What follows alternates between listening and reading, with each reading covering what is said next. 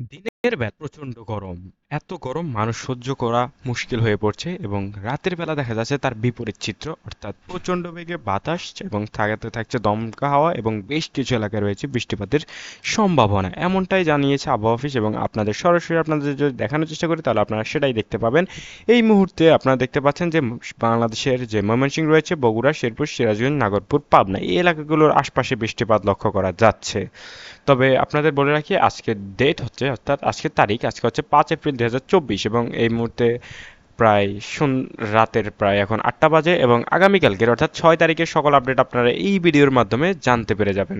So প্রথমে যদি দেখানোর চেষ্টা করি আগামীকালকে কেমন থাকবে আবহাওয়া। শুরুতেই দিনের একদম একদম রাতের বেলায় দেখতে পাবেন যে সিলেট অঞ্চলে শুরু হয়ে যাবে, অর্থাৎ 12টা নাগাদ যদি বলি তাহলে রাতের ঠিক 12টার পরপরই কিন্তু বৃষ্টিপাত শুরু হয়ে যাবে সিলেটের বেশ কিছু এলাকাতে।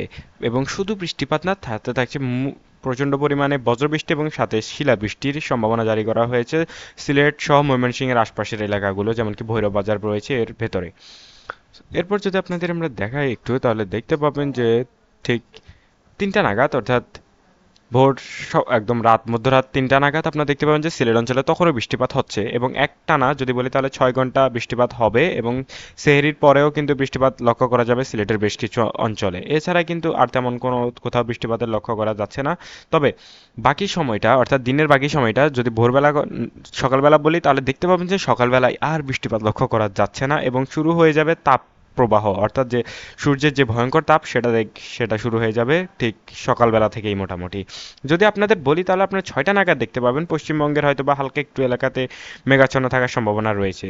আর যদি এবার তাপমাত্রার কথা দেখায় তাহলে আপনারা দেখতে পাবেন যে রাতের বেলা কিন্তু সিলেট সহ সিলেটের আশপাশের এলাকাগুলোতে বৃষ্টিপাত হয়েছে, আর দিনের বেলা দেখা যাচ্ছে উল্টো চিত্র, প্রচণ্ড বেগে আপনারা দেখতে পাবেন যে বাতাস প্রবাহিত হবে এবং সাথে থাকছে তাপের মানে অবিশ্বাস্য তাপমাত্রা, যেটা কিন্তু এর আগে কখনো বাংলাদেশ দেখেনি। এবং এপ্রিল মাসে কিন্তু 42 ডিগ্রি সেলসিয়াস পর্যন্ত তাপমাত্রা লক্ষ্য করা যাবে এবং রাজশাহীতেই সবচেয়ে বেশি তাপমাত্রা পড়ছে। রাজশাহী, নওগাঁ, বগুড়া, পাবনা এই এলাকাগুলোর আশপাশে এই তাপমাত্রা সবচেয়ে বেশি থাকছে এবং বিকাল 3টা নাগাদ আপনারা দেখতে পাবেন যে 40 ডিগ্রি সেলসিয়াস পর্যন্ত তাপমাত্রা উঠবে, অর্থাৎ এবং সেটা থাকছে রাজশাহীর আশপাশের এলাকাগুলোতে। এবং পশ্চিমবঙ্গের কথা কি বলবো, পুরো পশ্চিমবঙ্গ জুড়েই কিন্তু তাপমাত্রার একটা বিস্তার লক্ষ্য করা যাচ্ছে। তবে যেটা হচ্ছে স্বস্তির খবর সেটা হচ্ছে যে যারা উপকূলবর্তী এলাকা, যেমন কি বরিশালের বেশ কিছু এলাকা, তারপর সুন্দরবন রয়েছে, খুলনার সাতক্ষীরা, এরপরে চট্টগ্রাম, কক্সবাজার, ফেনী, নোয়াখালী এই এলাকাগুলোতে কিন্তু বেশ ভালো পরিমাণে বাতাস প্রবাহিত হবে এবং সেখানে তাপমাত্রাটা একটু কম থাকবে অন্যান্য এলাকার তুলনায়। এটা হচ্ছে একটা ভালো খবর।